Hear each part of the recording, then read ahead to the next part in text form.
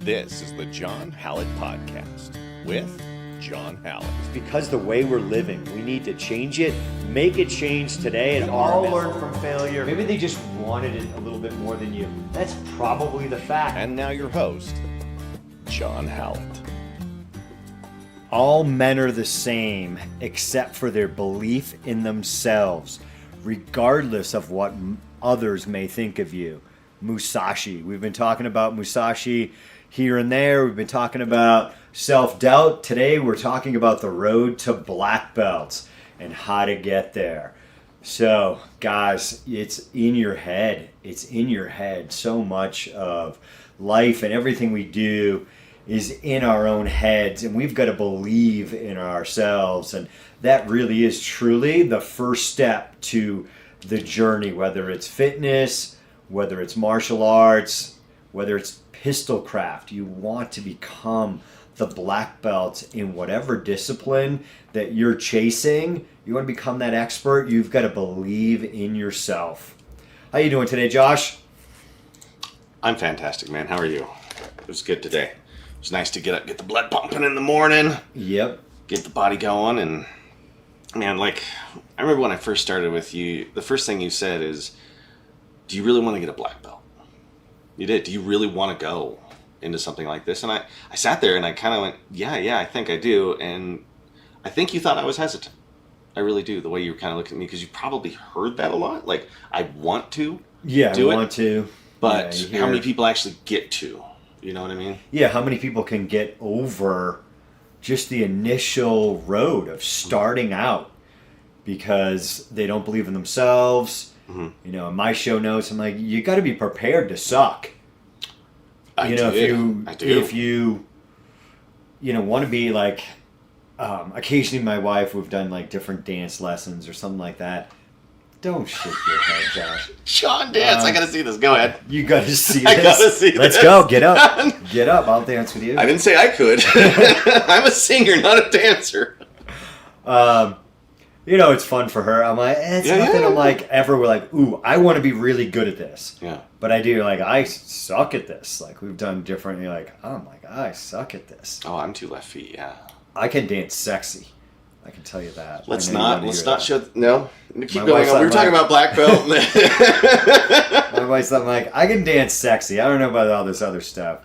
I could try to seduce you on the dance floor. Like, how do I ask HR that question? Does John dance sexy? Like, there's no way I can ask that question, dude. I think you can. I think you just did. Can't. Is John a good sexy dancer? I can't ask that question. Like, the look that Jenny, I don't want to see that look on her face. I'm going to ask her. When she's looking at that text or at me, and I'm going to be like, I'm sorry. I'm going to say Josh randomly asked me this. I'm a little, but I'm not going to grapple with arts him. Background, you'd be like a great dancer, dude. You've got good body control. I think, when I was doing Taekwondo and actually put that funny thing on there, on band of these karate guys dancing around, I feel like if you're a fighter, you have some pretty good footwork and can flow around and stuff, but learning the moves and memorizing all that stuff, like, that takes practice, right? You can be prepared to suck. Oh, yeah. But I feel moving around, like, fighters should be good dancers. Should have some rhythm. Sure, yeah. Like, I definitely, as a fighter, I think you should have some moves. Yeah. Some sort. Boxers move with, like, a kind of rhythm in the ring. I mean, yeah.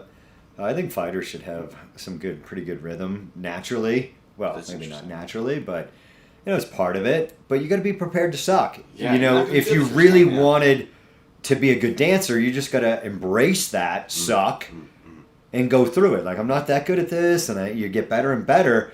A lot of times people just don't mentally prepare that. I think they think they're going to be awesome in a month, in 6 months. They just think they have this expectation of getting there so quickly. Yeah. And, that's something we want to do, is get people to a high level of proficiency quickly, but it doesn't mean you've mastered it. It's getting you up quickly, getting you, 80% of the way there, but you've only learned 20% of stuff. You're going to get the bulk of it that's going to get you most of the way home and the bulk of self-defense scenarios. Yeah. I remember the first day, I really came in, and the only person who was standing in my way was me, because I was hurting in places I hadn't hurt in a long time. like in the neck, doing sit-ups. Yeah, you're stuff sore. like that. And it kind of scared me. Like there's this voice in my head that was like, why are you doing this? You're not any good at this. Why are you trying again? That was the other thing, is I tried martial arts before and I wasn't very good, and it's like, why did I start again? Like all this self-doubt started. Yeah, all the self-doubt coming back in. It was a lot, man. Like, you don't need this. I could, it's so much easier to sit on the couch. And you don't really realize that you are hurting. Yeah. But just in a different way. Yeah. When you're not using, there was a quote, I should have written it down, from Socrates, of like, essentially the gif, like, no man should die without feeling their full potential physically, of like trying. I forget the exact quote. It was like a young man has a responsibility to see how strong his body can get. Yeah, so that's a little different. Something like that. I tell people that all the time because it's like, wise. Try.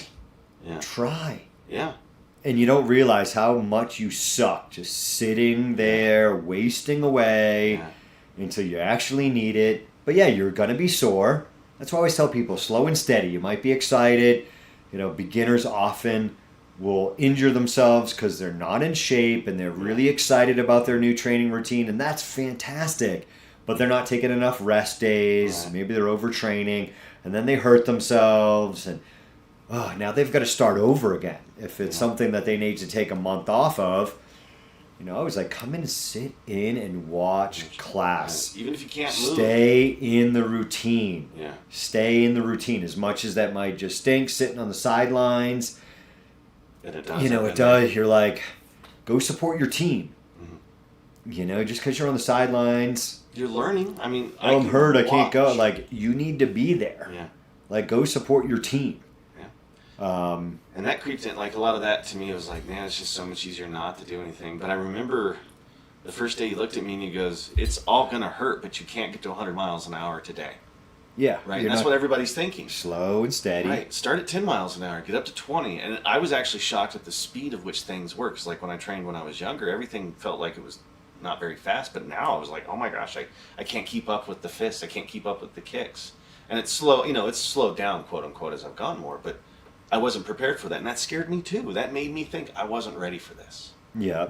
And there was a lot of self-doubt that first week I was here, John. Like, there was a lot. Oh yeah, getting over that first week, the first month. Yeah. Even the first year in your own head, like, you've got to believe in yourself. I mean, that's just number one. If you don't believe in yourself, because then it's going to come in, friends, like, why are you doing this? Why don't you come and do this? That's pretty weird. People trying to bring you down. It can be a loved one. Like, why are you doing that? I was shopping at one of my favorite stores. I was talking to my buddy, and they're like, why are you spending all that time beating yourself up?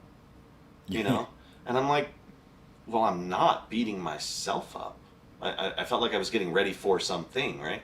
It was two totally different mentalities. They're wondering why I was trying to get my butt kicked all the time. And I'm sitting there thinking, well, how do I kind of get better? Because after, like, the self-doubt went away, I'm like, all right, I'm in this. I'm sticking to it. And now all of my friends and family are like, why are you doing that? Why are you getting your butt kicked? Right? Doesn't that hurt? I'm like, yeah, a lot of stuff hurts. But sitting on the couch and getting a bed sore hurts. Losing your foot. Yeah, I mean, those people hurts. the people that say, doesn't that hurt? And working out, it's hard. I get that a lot. You're like, are you kidding me? Isn't high blood pressure, isn't being 20, 30, all of that. And that's the killer. It doesn't really hurt being 20 pounds overweight because it just slowly happened. Right. If you wear a weight vest and throw on 50 pounds, you're going to feel that today. Oh boy, do you. But it just slowly happens. Yeah. And your body adapts to it. Yeah. Because it's the human body. It's freaking ingenious. It wants to go. It wants to move. keep going. And these people it's so much easier. And they're so wrong. Yeah. They're just unbelievably wrong. But they're going to convince you or try to feed into your own self-doubt that's hard enough to fight and battle your own head. That, why are you doing this? That's stupid. Yeah. I mean, it comes to Cameron Haynes, the bow hunter. Oh, yeah. The, he does ultras, crazy, running and just getting in shape. He tells a story in his book, Endure, how Joe Rogan found him. He's been, buddies and bow hunter, with Joe Rogan of he was doing something at Cabela's and like, hey, I'm gonna carry this rock up the rest of the way up this mountain or this hill, whatever that he would see, and he thought it was 70 pounds, and eventually he brought it down to the gym, and it was like 130 pounds. Good Lord, yeah. That he was carrying it up. And he invited these people back, and he was thinking it was like 70 pounds. So I'm like, yeah, it's a 70-pound kettlebell. Is what, I'm thinking. I'm like, all right, it's gonna suck, dude. but It's not a kettlebell. But now it's 130, man. That's tough. He said it took him like whatever. It should take him 15 minutes to run it. It took him like 2.5 hours to go up with that the first time with that rock, and he started doing it on a weekly basis. But people give him all sorts of hate. Like, you don't need to do that to bow hunt. And he's like, I want to be in the best shape I can, conquer the mountain, but people were bringing him down and giving him a ton of hate that, you don't need to do that to bow hunt. Well, that's fine. Maybe you practice a week before. Yeah. Deer weighs about 120 pounds, once you get everything out, it's about 70-ish. And granted, you can go, oh, he's sponsored, but, people and all this other crap. Yeah. But it's 10% of bow hunters will get an elk, I think. It might be specifically elk. It's 10%, so it's like one time in 10 years, and this dude's successful every year. Yeah, there's going to be a lot of hate. Yeah. It's going to be a lot of hate there, and that's, you're pursuing something like going after your black belt. There's going to be plenty of friends, plenty of opportunity for people to bring you down. You name it. It's crazy. Once I started winning the battle with me, I was shocked at the battle I had to fight with my friends and family. Because I spent all this time fighting myself. Get it, go, just go, Josh, just go do it. Just go, get up, make it happen. And then everybody else is like, it's okay. Yeah, you can take today off. Even need it. You can take today off. It's not going to matter. It's just one day. Come shopping with us. It's not one day. Right. And that's after you fight one fight, you're fighting another. And then after you get past that point, that's when it, in my opinion, for me, it really clicks. It becomes part of my daily routine. Like, if I don't go and do something now, I get a weird itch for it. Right? Yeah. I feel lazy, and then that's really where I found that the battle's not won, but it's being won, right? Because you never really win the battle of training and being and fit. But at that point, I realized I've gotten to the point where I have to do it, at least something every day, whether I'm grabbing my bands at home or I'm training with you. Even if it's mental training of seeing yourself, rehearsing that new technique, whatever it may be.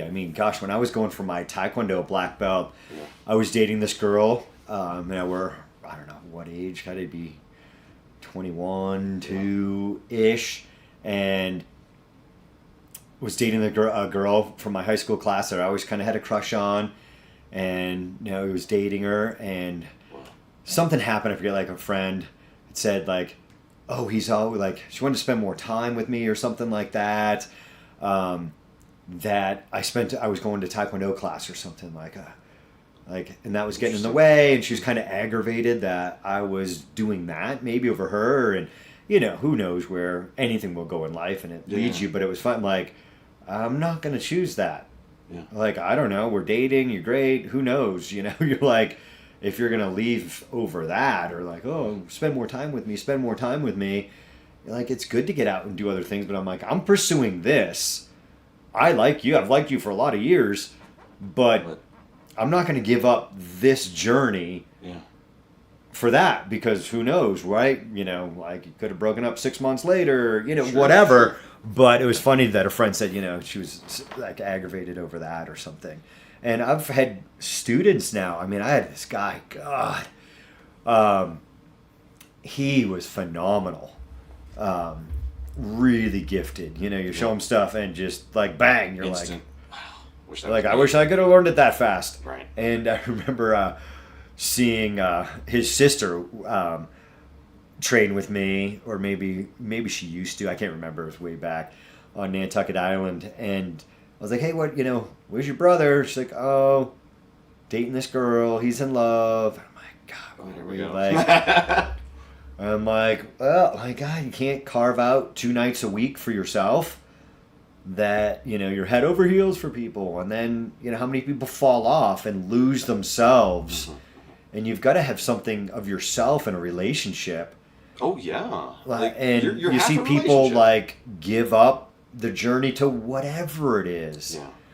But, starting so hard. And yeah, like you said, there's self-doubt in in everyone. Yeah. But you've got to believe in yourself and get through that and be prepared to suck. You're on that journey. Yeah. If you really want it, there's going to be bumps in the road, and you got to embrace that. You got to go, yes, I know something's going to get in my way, and I'm going to have to go around it and get back on the path. I'm going to get injured, and I'm going to keep going. Stay involved, like mentally. That's what I'm like. Just show up. Show up. Just watch, and you can get so much. It's just an interesting journey, right? Because there's all these bumps in the road, and you got to stay the course. And if you meet somebody in a relationship like that, right, you generally want them to do stuff with you. Like if a person's asking you to stop doing something, I'm not a relationship advice person, but I would say that's probably not the start of a healthy relationship. You kind of want to meet someone that wants to do something that you do too, or at least join in it in some way. Because my wife jumped in as soon as she saw the success I was having and the amount of weight I was losing. She's like, I want in. Yeah. So it became an inspiration for her. So not everybody's trying to drag you down, because but you can also bring people up, right? It's shocking the number of people on the journey to where I'm at now is the number of people I've said, join us, get with us. Let's change what you are. Yeah. And it's working for them. There's a ton of people that come through here that are just looking better, feeling better. And I was just staying on that path. And it's a hard struggle. It's every single day. Yeah. It's every day. It's not like it ever ends. It's every single day. And I think a person needs that. I think the human mind needs that. It needs a struggle every day. Whether it be small or large, it needs something to do, right? And overcome. Yeah. Like, life is just too easy sometimes. We do have an easy life. We have an easy society, John. I can drive anywhere. I can sit down all day. I don't even have to go get my groceries anymore. Yeah. People can't embrace the suck, I guess. They don't want to do that. They just take the easy path, and I'm just like, look at mental illness and all these other things, and the amount of people that are unhappy and just endlessly scrolling. Like, you have the time, you just need to make the time. Yeah. Or, starting out. Another one, like, we were saying, I don't know who, whatever, like, you spend the money for martial arts lessons, for Krav Maga, to come to rmsdf.com, whatever place, at Starbucks. Oh, yeah. Easy. Like, look at your budget. Where can you cut? What are you doing? What is really, essential? You can spend thousands a year on Starbucks. Thousands. And people do. Yeah, I constantly say they're addicted to, you got caffeine, but they got everything else that they're putting in it, that you're just addicted to it. It's easy. It's an easy coffee. And it's part of their routine. I feel good. Yeah, I enjoy it. I felt good. I do this every day. You feel good if you go for a jog. Yeah. You feel good if you come in and just roll on the mat for a while, right? You feel good if you come in and you just stretch out. Punch a heavy bag. Lift some weights. Yeah. Do something. It's starting. I'm always just start. Who cares about the reps in the class? Yeah. Whatever it is, just show up and keep showing up, regardless of, those people are better than me. Let that drive you. Chase that person. Try to be that person. Like, I'm never going to get there. Yeah, you will. That person just kept showing up. Right. One of the instructors here at Bend looks at me, and I was like, hey, man, when I started training with him, I was like, I'm pretty unskilled. I'm just a white belt. I don't want to hurt anybody. Let's just take it slow. And he goes, Josh, you know what the difference between a white belt and a black belt is? And I said, no. And he goes, I just kept coming. Yeah. Just keep showing up. Like, I'm still a white belt technically. Like, that's how the way he was seeing it, right? Yeah. And it was really cool to feel that, because the other is when you go to a gym, the experience that you have, like especially here, it's there's a lot of positive reinforcement. Right? I mean, there's some martial arts gyms or just fitness gyms you go to, and there's not a lot of positive reinforcement. You're just left to your own devices, right? Yeah, it can be ultra competitive gyms. That too. Those are weird. But over here, it was just like, yeah, come on in. We don't care. Just join us. We just want you to get better. The quality of my life went way up. Too. Yeah, I mean, that is huge. That's the mission with Rocky Mountain Self-Defense and Fitness, is just to help everybody get a little bit better so they're safer, help them get a little bit more in shape, slow and steady, so they are just better in their daily lives. Like, it doesn't matter, as long as you're just getting a little bit better, and this quick fix society, this instant gratification stuff is just kills people, because they just think they're going to be there in 1 second, and I'm just going to level up. It's It's like all these, you can't fight the algorithm. Yeah. They're just hacking you to stay in the game, so you get that gratification, and they're just hacking you. Where you're coming to martial arts, you're coming to Krav Maga, you're doing Citizen Defender, whatever you're doing, you're coming to our Project Fit class, it's so much in your own head. Trying to just believe in yourself, because there's no little, instant, I got some little stars, and what, I don't know, these stupid games. And people like to be affirmed that they've made the right decision too. And if they don't get that, some people quit. You know what I mean? Like, what you're doing is right, stick with it. They don't get that affirmation, people. And some people search for that sort of affirmation, right? Like, you're doing a great job and stuff like that. You got to learn that little voice in your head that you don't need that. You're doing this for you, right? You don't do it so you make others happy. Yeah. You're doing it to make yourself happy. And once you realize that in life, I mean, it changes your whole outlook on life. But that's also part of the hard journey in all of it, is that learning to do it for you. Yeah. You'll do whatever you need to make sure your pet's healthy. I know. You know how many people who buy the quality food for their dogs and don't exercise themselves? Ridiculous. And it's like, well, just treat yourself like you would treat your own pet, right? Got to walk the dog, got to make sure it's healthy and stuff. Why aren't you doing that for yourself? We talked about that before. Yeah, it's crazy. It's pretty wild. What was I going to say there? Sorry, I totally stepped on your toes. I just get excited because... You do get excited. I do. It's fun. I mean, talking It's is a what I great do. quality, but it also Dude, beats I don't you. shut up. I'm like, Josh, you're too excited. Right. I say that to the HR department. I'm like, Josh gets so freaking excited sometimes. You just got to relax, be smooth. I'll start throwing But excitement's ideas. great, yeah. Like, excitement's great, and it also can be, it's Neil Young. Same thing that makes you live can kill you in the end. Yeah, boys nuts. But, starting out, it's tough, and you got to be prepared. You got to be prepared to slowly fight that battle, slowly chip away at it, and people are going to bring you down. Yeah. Got to be ready for it. Mm-hmm. And, it's always hard when it's a spouse or anything like that. But, hey, I'm trying to do this for me. But people, they don't want to be on the diet because, they look at you like, aren't you disciplined? Right. You're not enjoying the good stuff. Yeah. And, hey, that's fine. I don't care what you're doing. It doesn't bother me. Yeah. If you want to eat ice cream, that's cool. I'm know. not going to do it. 700 I think calories. it's a test of wills. Yeah. But, getting back on. It's always like Christmas time. Mm-hmm. I'm like, I could kill myself on Buckeyes. But And then it's so easy, right? That food is just it's such an addiction. Yeah. And people have such a hard time with food, but you just got to eat clean. And that's going to make things a lot easier. The next, big point in that journey to your black belt in whatever martial art you're going after, whatever discipline, even if they don't give you a black belt, is hitting that plateaus. That first one can be kind of the hardest of plateauing out and feeling you're not making any progress. And, I'm never going to get any better. Or, maybe this is the end of plateaued out, and fighting through that. It's hard. I've seen some people do the plateau thing and then quit because they're like, well, there's nothing else that I'm going to do here. I've gotten everything I need. And I've seen that happen. I'm just like, you don't even really begin until you reach a black belt. That's really when the training starts. Yeah. Right? Because now you've gotten to the point where you can start learning the juicy stuff, the fun stuff, or at least the stuff that's masterful. And that's the way I'm trying to see it, is that black belt's just the start. Yeah. That's how I have to see it. But I've seen people stop, even in other disciplines. I've learned enough here, I'm out. And it just quits. And it's like they reach that plateau and they're either done or they're hungry for more. Right? And you must see that a lot, right? Yeah.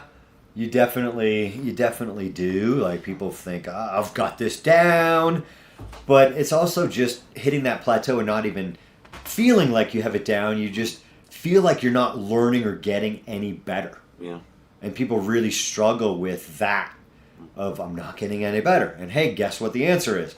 Keep coming. Yeah. Just keep showing up. That's going to just get you through. I mean, how many times I've been in a plateau or in a rut.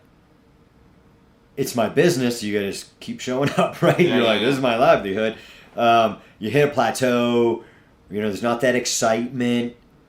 I think it's a different journey being a gym owner. Yeah. Where you're like, I got to show up. And I think that's where, when you're on that road to black belt, that you are teaching a class, all of a sudden, like, you've got people relying on you. And of course, people, can definitely quit that, or something happens, or just, I'm totally out. But when you have other people relying on you, that can really help, I think. That, like, oh, I got people here. Now, as a gym owner, you're like, well, if I don't show up, I'm blowing up my gym. But suffering through that a little bit of just keep teaching it, keep doing it, keep doing it. And it goes to new enlightenment and new understanding of technique and of everything else, of just continuing down the path when you're in that rut where it's easy to go, oh, I'm just going to take a month off, or, people come sporadically. I'm like, where the heck are you? You're a black belt showing up once a week? What kind of example is that? Yeah, that's right. For all the underbelts. Yeah. Like, you're going to show up once a week? You're not really pursuing to that next belt. How many classes, we count classes here as a requirement. But you just keep showing up. Yeah, and it's just fun to be part of the team. I like the group, Yeah, and help and get somebody a little bit better in their own journey, can help you overcome your plateau of that training rut of, hey, I'm not getting any better. Well, so what? Like, maybe you don't feel like it. And all of a sudden, I always say, like, sometimes, like, oh, I had a bad session. I mean, it's like those bad sessions, those bad weeks, those bad months make me better. Of, like, struggling through all of that suck and feeling like, I didn't like that one, it wasn't good.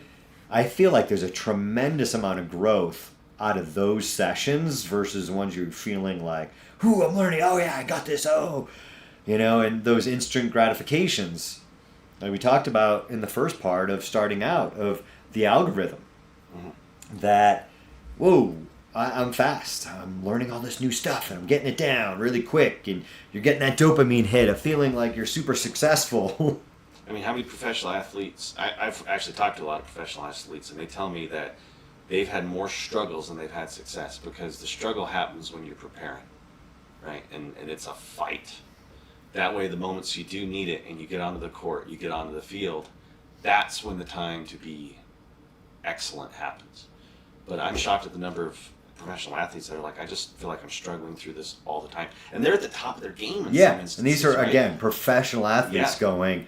And I think that's what fuels me, and where the suck less. Like, I just tell them, like, if I'm not training, I'm sucking.